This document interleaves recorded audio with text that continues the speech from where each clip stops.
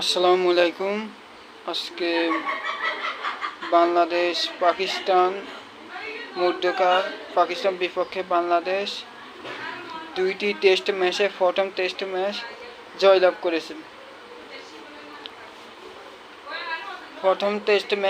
করেছে।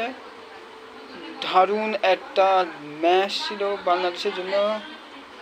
একদম বিনা উইকেটে বাংলাদেশ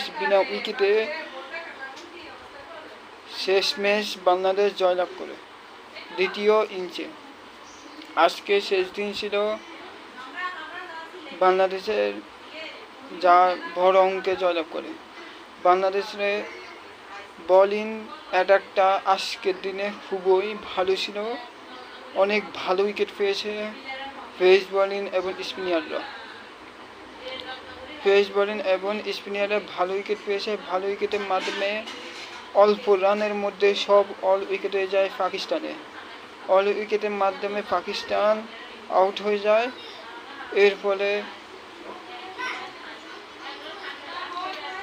এরপরে বাংলাদেশ জন্য টার্গেট আছে মাত্র 30 রান। পাকিস্তান মাত্র 30 রান টার্গেট দিয়েছে, যা বিনা উইকেটে বাংলাদেশ 30 রান করে প্রথম ম্যাচ জয়লাভ করে।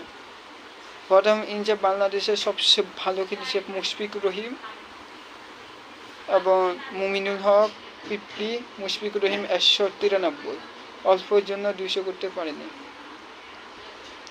ডাবল সেঞ্চুরি করতে পারেনি, সে তার একটা আক্ষেপ রয়ে গেল। যার ফলে একটা সর্বশেষ প্রথম পাকিস্তানের মাঠে প্রথম টেস্ট ম্যাচ জয়লাভ করছে। তাদের জন্য জানাই